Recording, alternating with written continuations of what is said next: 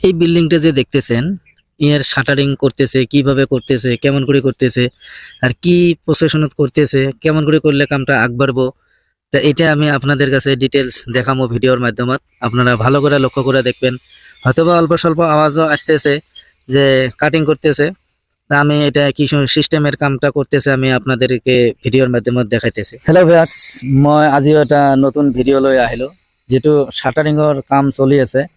শাটারিংৰ কিভাবে কামগিলা কৰি আছে, কত শাটারিং লাগবো, কত গজাল লাগবো, কত বাটাম লাগবো, আর কিভাবে কামগুলা করতেছে আমি এটা আপনাদের কাছে আজকে ডিটেলস দেখামু বা হিসাবটাও দিমু।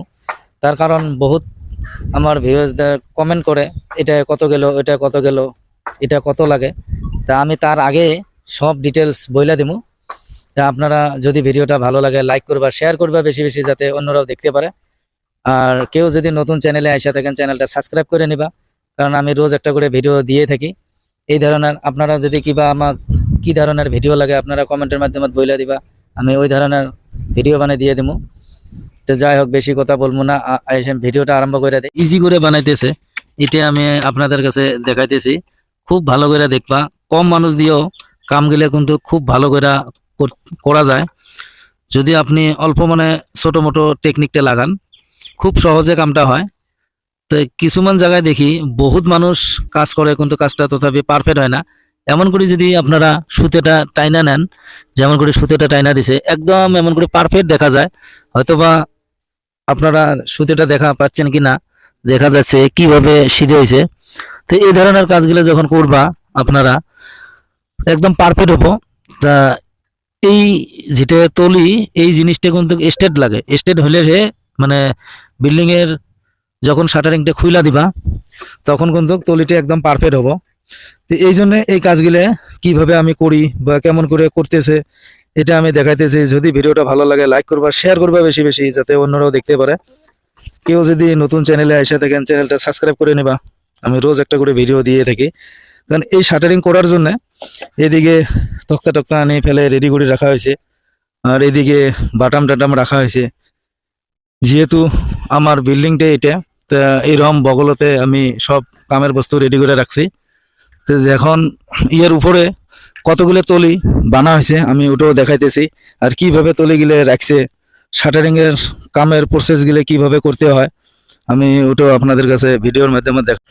এই যে বিল্ডিংটা দেখতেছেন আপনারা, এটা এরিয়াটা কত বড়, এটা একটা মেন গুরুত্বপূর্ণ কথা।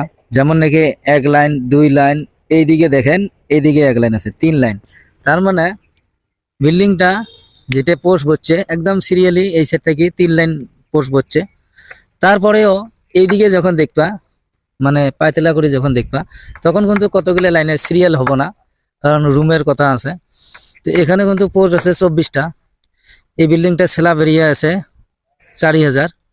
তো ইয়ার কতগুলো তক্তা লাগবে, কতগুলো বাটাম লাগবে, কতগুলো বাঁশ লাগবে, কত গোজাল লাগবে, কত গুনে লাগবে, কত রড লাগবে। তো এই ধরনের কামগুলোর জন্য বহুত মানুষ কয় কি শর্টকাট হিসাব মানে খুঁজি থাকে।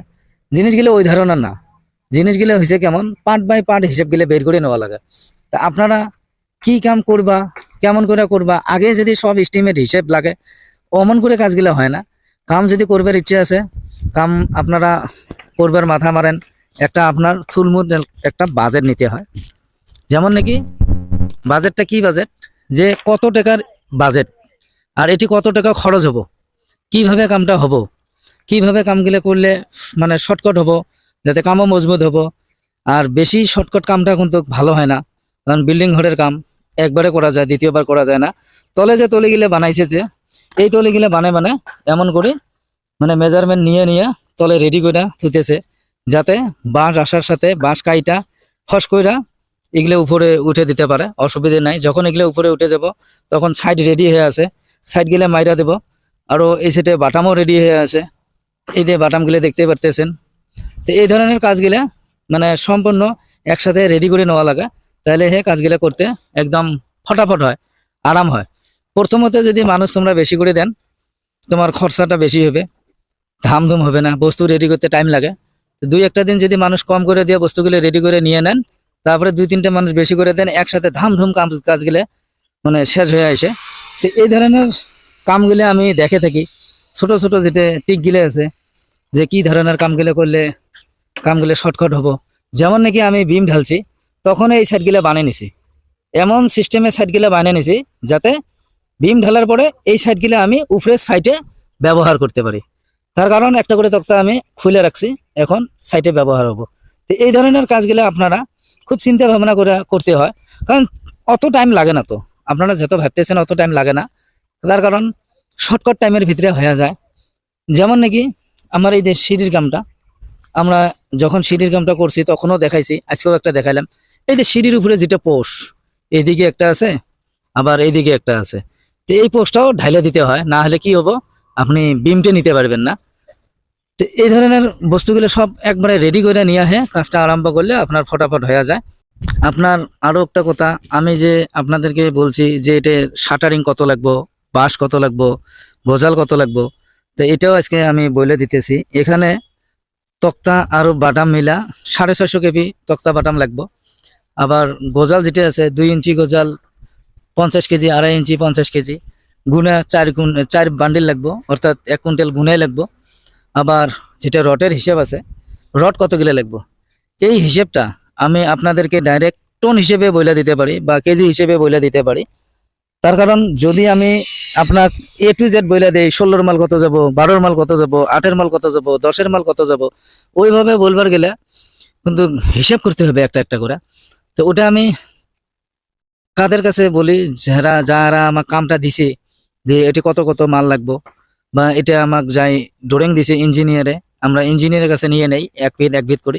কিন্তু আমি আপনাদেরকে কোনটা বলে দিতে পারবো, যেটা নাকি 4000 স্কোয়ার ফুটে বিল্ডিং এ আপনার রড কত লাগবে।